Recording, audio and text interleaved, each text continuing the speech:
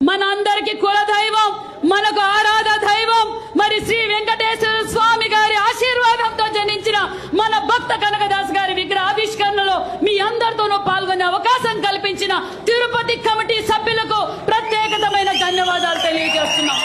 అమ్మా, మేము 20 సంవత్సరాలుగా ఇక్కడ భక్త కనకదాస్ గారి విగ్రహం పెట్టాలనుకుంటున్నాం. వెంకటేశ్వర స్వామి దర్శనానికి వస్తారు. మరి భక్త కనకదాస్ గారికి ఒక పెద్ద చరిత్ర ఉంది. మరి ఆయన కురుబులకే కాదు, అడగంటిన కులాలందరికీ ఒక ఆదర్శ సూత్రం. ఎంతో పోరాటం చేసిన గొప్ప గాయకుడు, కవి, ఒక విప్లవకారకుడు.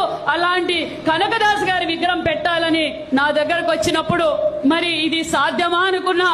ఈ పవిత్రమైన స్థలంలో ఈ రోజు మనకు కనకదాస గారి విగ్రహం పెట్టుకోవడానికి అవకాశం కల్పించిన, సహకరించిన మరి అందరికీ శిరస్సు వంచి ధన్యవాదాలు చేస్తున్నామే. ఇప్పటికీ ఎప్పటికీ ఏ రాష్ట్రాల్లో కూడా 14 శాఖలకు మంత్రిగా పనిచేసిన ఏకైక కురుబ రామచంద్రారెడ్డి గారు అన్న విషయాన్ని కూడా మీకు తెలియజేస్తున్నాం.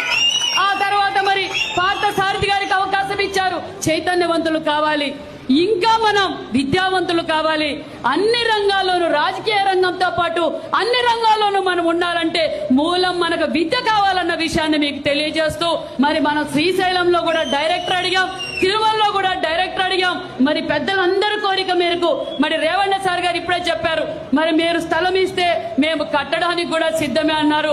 ఖచ్చితంగా చంద్రబాబు నాయుడు గారి దృష్టికి తీసుకెళ్తాం అక్కడ. ఎందుకంటే అన్ని పీఠాలకి మరి స్థలాలు ఇచ్చారు.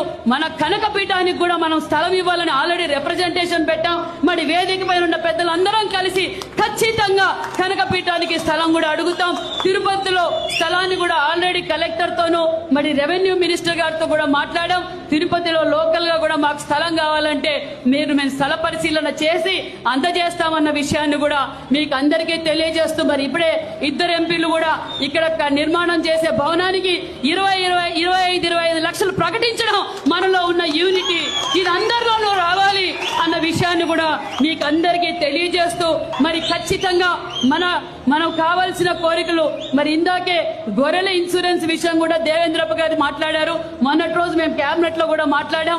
దగ్గరలో మన గొర్రెల కాపురులకు కావాల్సిన ఇన్సూరెన్స్ తో పాటు మరి యూనిటీగా ఫార్మ్స్ పెట్టుకోవడానికి కూడా లోన్స్ కూడా దగ్గరలో అందుబాటులోకి వస్తాయనే విషయం కూడా తెలియజేస్తూ కార్పొరేషన్ల ద్వారానే నిధులు విధులు కూడా అందజేస్తామన్న విషయాన్ని కూడా మీకు అందరికీ తెలియజేస్తూ రాష్ట్రం నలుమూలల నుంచి వచ్చిన నా కుటుంబ సభ్యులందరికీ మరొక్కసారి ధన్యవాదాలు తెలియజేసుకుంటూ మీ గమ్యానికి మీరు, ఎందుకంటే చాలా దూర ప్రాంతాల నుంచి కూడా వచ్చారు కాబట్టి అందరూ నిదానంగా వారి ఇంటికి వారు చేరుకోవాలి కాబట్టి ప్రశాంతంగా వెళ్ళవలసిందిగా కూడా